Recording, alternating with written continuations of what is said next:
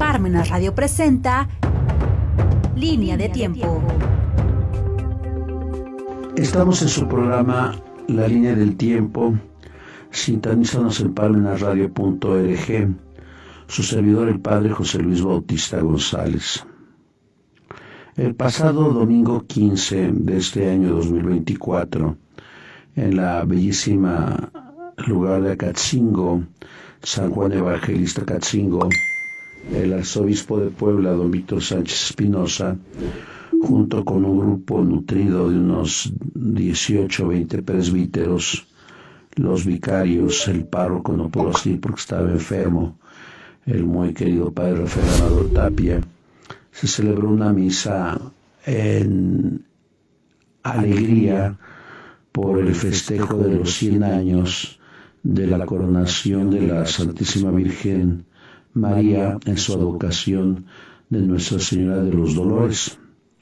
Como es bien sabido, al igual que Huamantla, del 14 al 15 de septiembre, Acatzingo no duerme porque la Santísima Virgen en su advocación de Nuestra Señora de los Dolores sale de su capilla, del camerín, a las 10 de la noche y procesiona con todos los fieles toda la noche, al igual que Nuestra Señora de la Asunción allá en Huamantla del 14 al 15 de agosto. Hubo miles de personas y muchísimas personas que aman profundamente a la Virgen María, y hoy explicaré el motivo histórico por el cual se coronó. Ustedes saben que en el virreinato, cuando se asentaron las primeras poblaciones en la antigua Mesoamérica, puedo pensar en México, en Veracruz, en Puebla, en Tepeaca, en Acatzingo, en Cholula, siempre había un movimiento más de Veracruz que de Acapulco. Entonces de Acapulco se encallaban las embarcaciones. Generalmente los viajeros se quedaban unos días para reposar de un viaje cansado de 2 meses, 3 meses. Recuerden que se viajaba no en los días de lluvia, no se viajaba en diciembre por el problema del mar. Entonces viajaba marzo, abril, mayo, junio, julio, agosto, tal vez hasta septiembre. Pero pese a que tenían esas seguridades, recuerdo cuando yo les hablaba de San Felipe de Jesús, varias de las embarcaciones naufragaron y murieron. Puedo pensar en 2 obispos del siglo XVI de Puebla que no llegaron porque murieron ahogados en el mar. Bueno, dijeron desaparecidos, pero se supone que murieron ahogados. Después de estar allí en Veracruz, la gente tenía que caminar, los que eran pobres, 60 leguas de Veracruz, Puebla y México. También cuando les hablaba de el beato que se venera en San Francisco aquí en Puebla, Sebastián de Aparicio, yo les decía que él hizo algunos caminos, el camino a Veracruz y el camino a Zacatecas. Entonces había poblaciones donde las carretas, los viajeros descansaban. Y cuenta un historiador jesuita que allá en Acatzingo había un mesón en contraesquina de la parroquia y junto a la plaza de armas. Se les llamaba plaza de armas porque ahí generalmente estaba el contingente de militares resguardando la tranquilidad de la ciudad.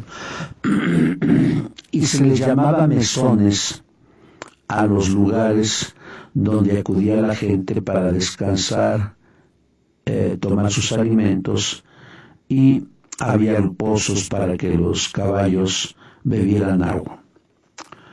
Se cuenta que en el año 1609 hubo un extraño viajero que entró al mesón que estaba en la antigua calle de la Coronación, y habló con la dueña, Antonia Negreros, y le confió una maleta donde el viajero le decía que iba a regresar a tomar esa maleta. Pasaron los días, las semanas, y nunca regresó el viajero. No sabemos si el viajero murió o se enfermó. Eso no lo reporta la tradición. Pero la mujer pues tuvo curiosidad de ver qué había en la maleta.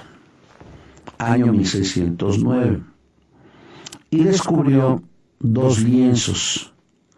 Uno del Ecce Homo, cuando históricamente Pilato presenta a Jesús como He ahí al hombre. Lo podemos leer en el capítulo 18 de Juan.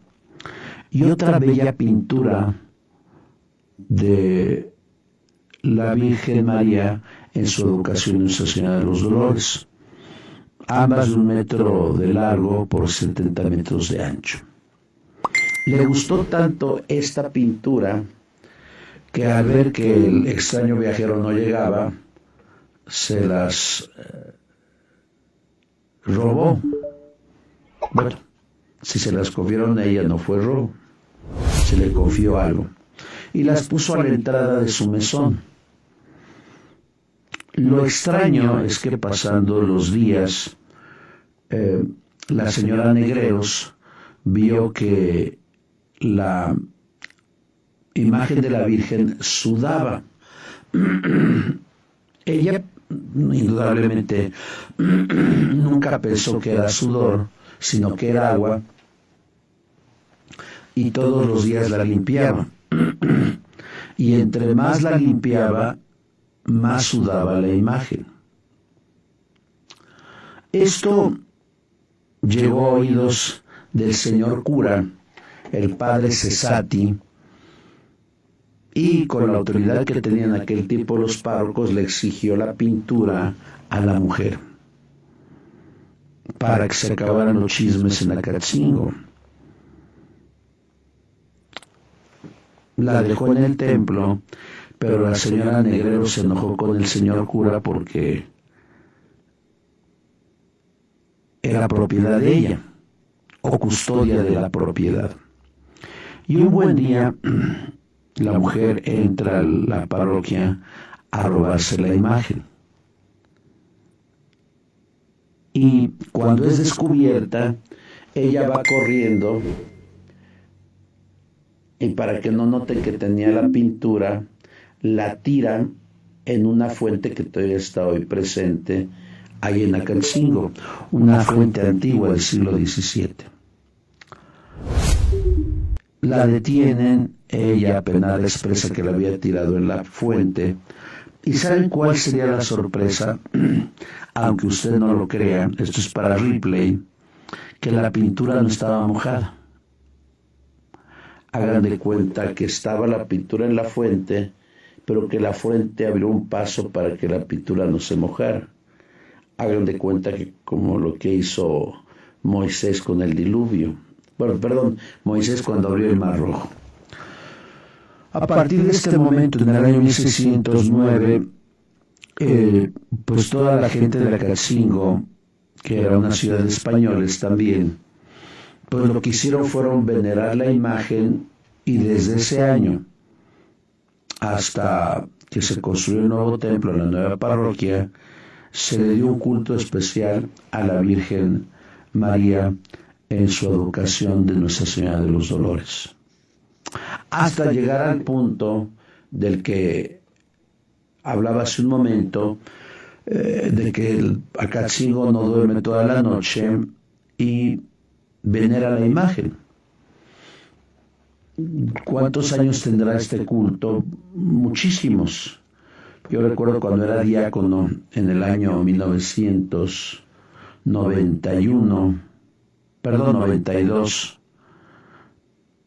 en tiempo del padre Pedro Tetecar Mendoza y del padre vicario Sixto Mejía Reyes, y recuerdo el 14 de septiembre del 92, los tres salimos en procesión a las 10 de la noche, muchísima gente, y regresamos a la misa de 6 de la mañana y toda la noche estuvimos en la procesión. Tal parece que es de día porque la gente, los vecinos iluminan las cuadras. Y esta vez que yo fui, vi cómo estaban, ya no iluminadas, pero estaban hacia arriba de las calles, pues foquitos. Un gran amor a la Virgen María y una gran devoción. Pese a que el pueblo tiene el honroso patronazgo de San Juan Evangelista, perdona, San Juanito, no le hacen caso a San Juanito y le hacen más caso a la Virgen de los Dolores. Ahora bien, quisiera explicar, o más bien leer, cómo fue la coronación hace 100 años. Para eso me auxilio de 2 libros. Este libro, lujosamente empastado, es la revista eclesiástica, que era el diario oficial de la arquidiócesis angelopolitana, junto con su única sufragánea, que era Guajuapan de León, porque todavía no había brotado ni Tlaxcala ni Tehuacán. Estas pertenecían a Puebla de Los Ángeles. Y el otro libro, que no lo traje, se me pasó, pero aquí hay unas copias. Es un libro que escribió don Pedro Vera Isuria, que se llama Las cartas a mis seminaristas. ¿Cómo se dio el festejo? ¿O quién fue el que inició el festejo? Hubo un famoso párroco que gobernó Acatzingo antes del llorado padre Froilán Flores y Peral, que se llamó el padre Agustín de la Vega. Él tenía muchos contactos con gente de Puebla, Agustín de la Cueva, y él promovió con el delegado, porque recuerden que no había nuncios, los nuncios no había en Puebla, no había en México porque no había relaciones con el Estado Vaticano, por las leyes primero de Juárez y después las leyes de la Constitución del 17, porque recuerden que en México los padres en México no tenían personalidad jurídica, no eran nada los sacerdotes. Entonces el famoso padre, anterior párroco al padre Froilán Flores y Peral, Agustín de la Cueva, promovió ante el Estado Vaticano la coronación de la imagen como consecuencia de la piedad, devoción que le tenían estos pobladores de Acatzingo, no solamente los de Acatzingo, sino la gente de las regiones circunvecinas. El Papa aceptó la coronación pontificia, en aquel tiempo era el Papa Pío XI, año 1924. De hecho, ahí estaba la persecución contra la Iglesia. La persecución contra la Iglesia inició desde 1914, concluye hasta 1940, tal como lo documenta ampliamente el gran historiador Jan Meyer. ¿Cómo inició esta celebración de la coronación? Inició con un septenario de misas que se dieron a partir del 8 de septiembre de 1924. Todo lo que hubo fue procesiones de sacerdotes de las parroquias circunvecinas con sus fieles, hubo misa de 3 ministros y hubo predicación y rosario. Nos dicen ambas fuentes que las parroquias que más destacaron fueron las de Quecholac, las de Acajete, Yehualtepec y Tlacotepec, con un crecidísimo número de fieles. El día 13 de septiembre, el tren que corre de San Marcos a Catzingo fue recibido por una muchedumbre incontable. En él venía el señor presbítero don Agustín de la Cueva, promotor de la coronación, y el inteligente artista que fabricó la corona, don Luis Albarrán. Organizada la comitiva en verdadera procesión, fue llevada la corona al curato. Una corona totalmente de oro, recamada con brillantes esmeraldas y rubíes que había regalado el Papa Pío XI. Por la tarde llegó su excelencia don Luis María Altamirano y Bulnes, procedente de Ixcaquixtla, que era el obispo de Guajuapan, y que iba a tomar importante lugar en esta celebración porque a él le tocó la predicación de la misa presidida por el otro obispo, don Pedro Verayzuria. Precisamente el día 14, por el tren de San Marcos, llegó el ilustrísimo señor Verayzuria, que precisamente, nos dice el mismo Verayzuria, fue acompañado por los señores canónigos don Florencio M. Álvarez, don Esteban Morales Ravelo y el doctor prebendado don Jacinto Espinosa Morón, tres ilustres canónigos de la Catedral de Puebla de aquel tiempo, y fue recibido por millares de fieles y por los señores presbíteros, el padre Froilán Flores y Peral, párroco de Acatzingo, y el padre Rutilio Telles, que era originario de Acatzingo, junto con otros sacerdotes que acompañaban. Numerosos alumnos del colegio parroquial, uniformados de marinos, por los niños y niñas de la Cruzada Eucarística, perfectamente organizada en dicha procesión. Se ordenó la comitiva ocupando las principales personas, lujosos coches, automóviles y camiones, abriendo marcha a un grupo de caballeros en hermosos y bien enjalcedados corceles. La comitiva pasó por las principales calles de la procesión. Nuestro ilustre prelado ocupó el auto de don Miguel Muñoz, acompañándolos los señores curas Froilán Flores y el padre Agustín de la Cueva. A las 5 de la tarde de ese día 14 llegó el muy ilustre arzobispo de Yucatán, doctor don Martín Trischler y Córdoba, acompañado de varios sacerdotes y seminaristas que hacían sus estudios en Puebla. Recuerden que yo les comentaba un 25 de enero de hace algunos años que la diócesis más antigua del continente en tierra no es México. La diócesis primada es Puebla. La de México fue erigida en 1526 y la de Puebla en 1518. Y la primera sede fue Yucatán, la segunda sede Tlaxcala y la tercera sede Puebla. Por eso siempre se invitaba al obispo de Yucatán. Y ambos, Trischler y Córdoba, y Altamirano y Bulnes, eran inteligentísimos y eran de Chalchicomula de Sesma. Hoy no sé cómo le llaman a Chalchicomula, pero ese es un nombre antiquísimo. Hoy se le llama Ciudad Cerdán, pero el nombre originario era Chalchicomula de Sesma. Y de ahí venían estos dos ilustres obispos que habían estudiado en el seminario palafoxiano.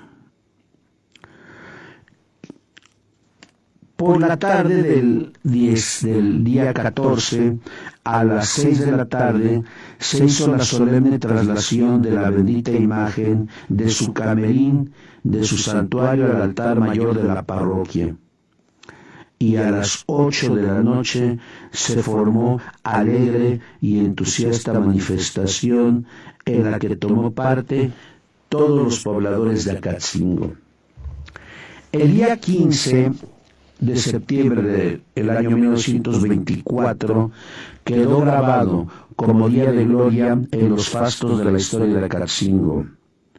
No fue capaz de aminorar el entusiasmo indescriptible de aquel pueblo católico lo desapacible del tiempo. Desde la madrugada la parroquia, el santuario, el convento, la capilla de la Soledad se hallaban pletóricamente llenas de fieles que acudían a ir a la Santa Misa y a recibir al Dios de las naciones y de los ejércitos. A las 8:30 de la mañana del lunes 15 de septiembre se entonó la tercia y poco antes de terminar los señores curas Flores y de la Cueva presentaron el rico cojín de terciopelo rojo bordado con gran arte, la preciosa corona de oro. El ilustrísimo señor Vera tomó al señor cura Flores el juramento de conservarla perpetuamente, juramento que prestó hondamente conmovido hasta las lágrimas, e inmediatamente la bendijo. Terminada este momento, el señor presbítero licenciado don Pedro Montero y Silva, hijo también de Acatzingo, nombrado por la Sagrada Mitra secretario ad hoc, subió al púlpito y leyó el documento por el cual el ilustrísimo venerable Cabildo Vaticano concede a la venerable imagen de Nuestra Señora de los Dolores de Acatzingo la corona de oro, cantándose el O Gloriosa Virginum. Comenzó la misa pontifical, la primera que celebró nuestro ilustre prelado, porque recuerden que don Pedro Vera Suria había sido nombrado obispo en mayo. Hubo sede vacante porque había muerto 2 años antes don Enrique Sánchez y Paredes. El sermón estuvo a cargo del ilustrísimo señor Luis María Altamirano y Bulnes, quien tomó por texto aquellas palabras: secundum multitudinem dolorum meorum, sit et consolatione tue letrifagante me. Con grande elocuencia y unción presentó a María Santísima como la Madre del Dolor, para después presentarla gloriosa en el cielo por la Beatísima Trinidad y por toda la corte celestial, y en la tierra por la devoción del mundo cristiano, por la cual ha levantado templos y altares dedicados a ella, y por la Iglesia que, fomentando esta devoción, concede a las imágenes prodigiosas de la Madre de Dios la corona de oro, regalo pontificio.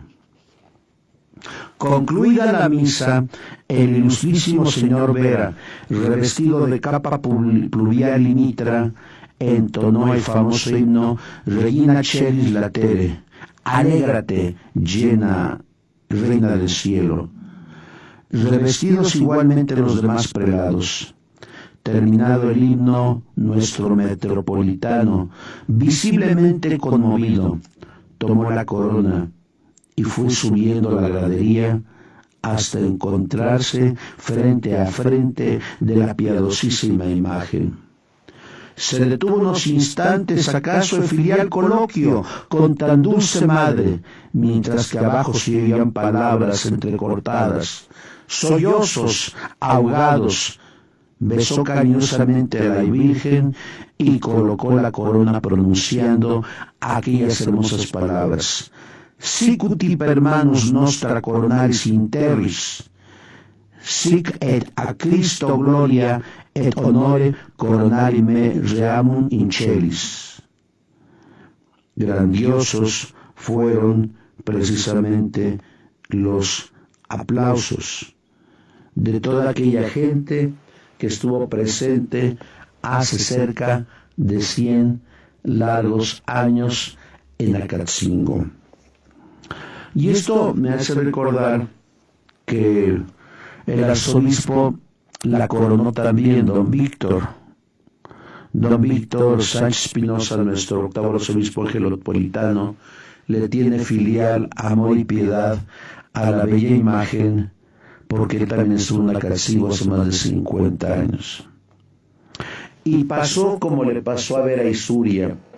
Yo vi que el rostro de don Víctor, al besarla, se conmovió profundamente, a punto de las lágrimas vivas que pudo contener, guardando un momento de silencio. Porque, ¿quién no se conmueve ante esta imagen que representa el dolor de una madre unida al dolor de un hijo? ¿Quién no se conmueve ante nuestra Madre del Cielo, que el anciano Simeón en el capítulo 2 de Lucas le dijo: y a ti una espada te atravesará el alma? Porque qué madre no se conmueve ante un hijo que sufre, que está triste, que tiene problemas.